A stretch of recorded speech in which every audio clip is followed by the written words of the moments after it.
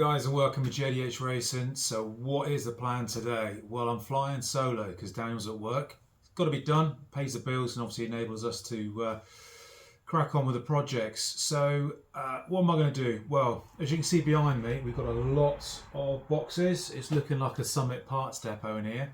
So I'm going to take a break from the identity crisis. We're in a good position with that. We've got pretty much all the mechanical stuff done. Even done the ignition leads. If you look on the socials, you'll be able to see what sort of progress we've made. We did a video on it the other week, so hit us up and have a look at that. But it's really good. The next step really for me is going to be to deal with the wire inside life, because Daniel doesn't like doing that.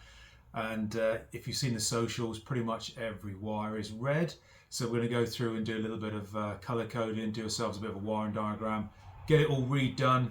Because obviously, as you can appreciate, the configurations change slightly. We're now running twin turbos, so we've got all the additional sort of lambda sensors that need putting in. We've got the turbo boost control that needs wiring in. We've got some other little goodies going on there as well. The water meth kits that needs wiring in, and generally just tidying everything up to make it sort of tip top and hopefully reliable. And we'll do an update on that as we go. I'm also looking to move the fuse box as well, so I'm a little bit more accessible than right up behind the dash, because to get the dash out is an absolute nightmare. Anyway, enough of that. So the plan is to work on this today. So I've got the flex plate in, I've got the torque converter sat in a box over there. So the plan is to literally engine out, torque converter on, flex plate on. I need to weld a couple of tabs onto the chassis to do the transmission, the engine oil cooler lines and the fuel lines running forward, just to hold those in place. So that's the master plan today, is get all that done, get a lick of paint on it, and then hopefully start to put it back together for the final time. We'll see how it pans out.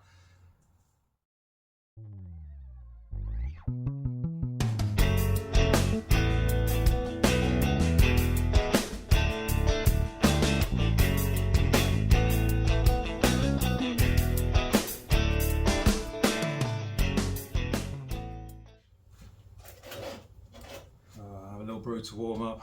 It's definitely getting cold in here. The master plan is I'm going to get all this done this weekend, so when Daniel's here next weekend, I can be cracking on with the wiring, and then he can then start doing the header mock-up, and we'll get that welded up, and then it'll be turbos fully connected then. That'd be nice.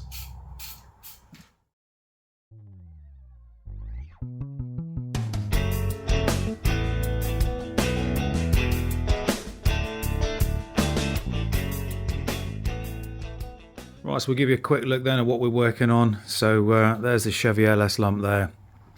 You can see the front sort of core support. That's now out with the radiator and the charge cooler radiator. That's sat over there on the oil filtration system.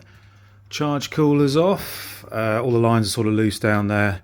And as I said, obviously one of the things we're doing, well, the main reason for doing this, other than taking the engine out to put the torque converter in, is you can see down there, all the lines are sort of cable tied in.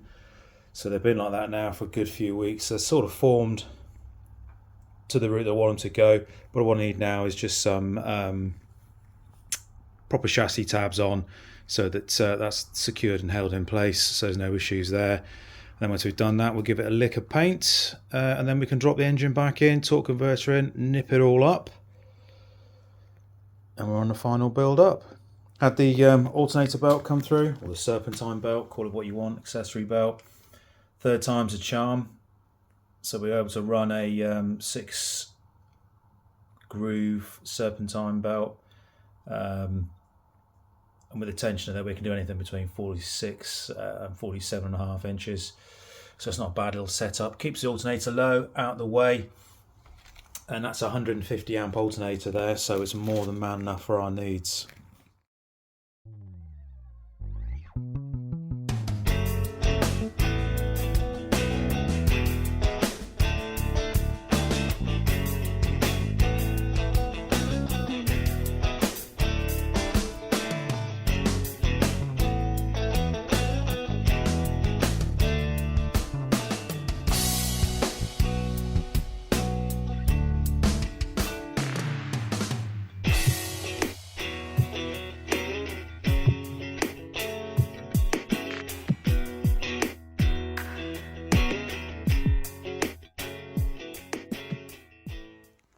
I'm not sure we've ever really shown this before. I know we've mentioned the Mayvern mounts, and these are absolutely brilliant. So you can see here it comes off of the sort of mid-plate bar.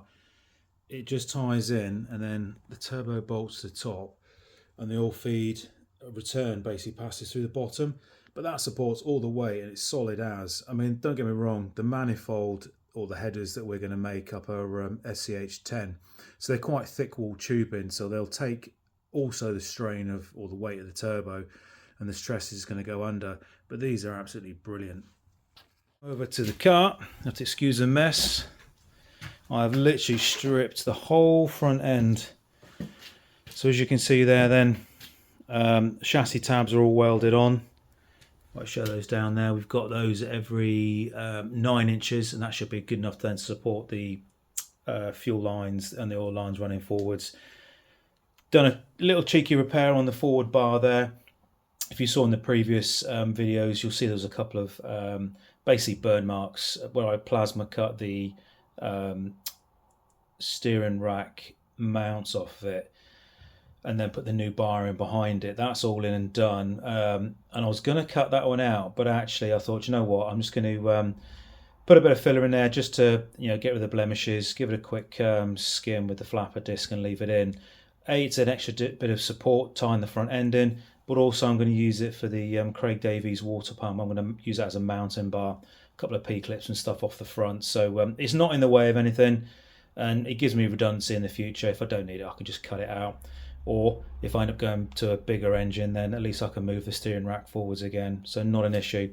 So yeah, all in paint, including the turbo stays. They're all masked off and just under there.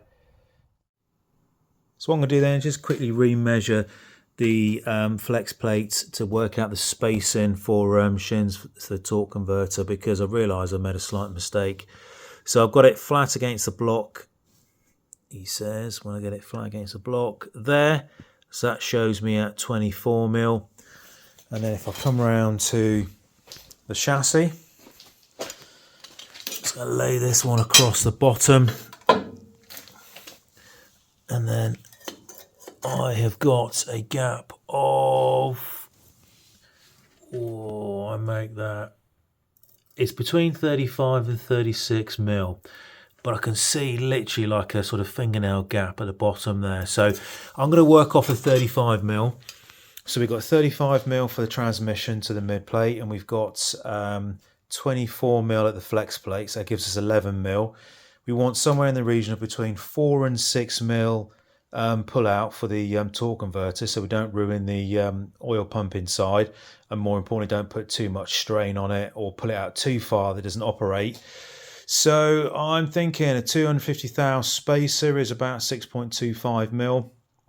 I've got some of those on the shelf because we need them for Daniel's truck.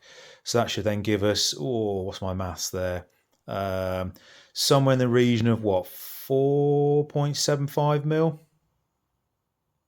give or take, which will be ideal because we're allowed between 4 and 6. So there you go. Okay, so we've got the sump off, so that one's now sat over there. Got the oil pickup off, and now we've put the new one on, so that's up under there. Just did a quick Google check because the original one that was with it came off with a red O-ring, and the one that's going on is a blue O-ring. But good old Google search says it's all good, and that's the GM factory one.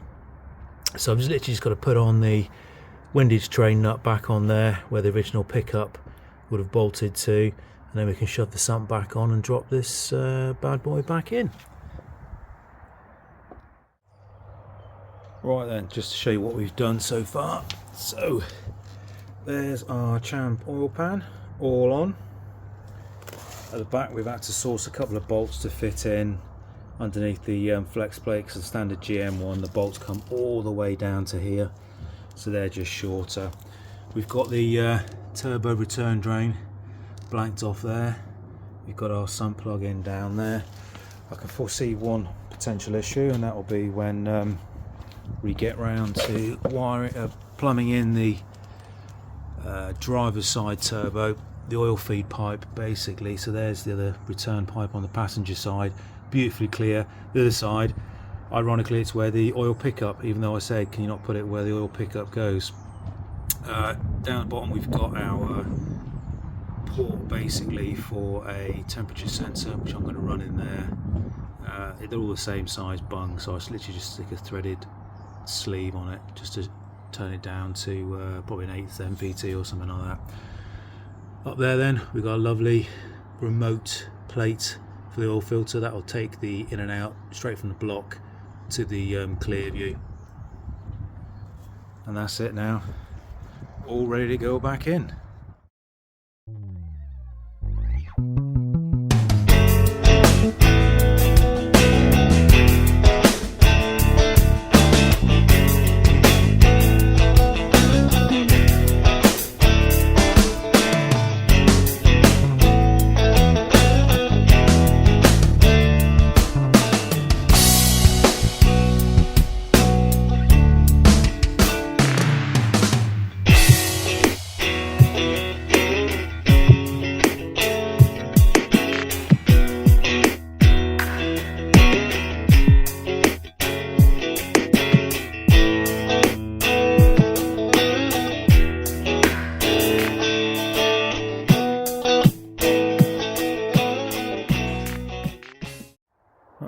There we go then, that's the engine back in.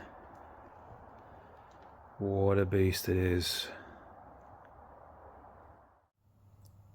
So we're cracking on with the front end rebuild. There's the one turbo on for the driver's side. There's oil feed connected at the top. Next up is the passenger side. Just give you a quick close up of the Mayvern mount there. So you can see there's an O-ring internally that seals to the bottom of the turbo. And then there's the corresponding underneath, if I can get that, AN10 outlet with O-ring on, so it seals up nice and good. So we're basically back to where we started from earlier yesterday. Well, that's not strictly true, is it? Actually, when you look at it, there's a bit of a shape change. As you've seen me do the chassis rails with the tabs on, paint it, torque converter in, just needs the spacers on to nip it up, as we mentioned earlier, but all the turbos are back on, properly bolted up with the O-rings.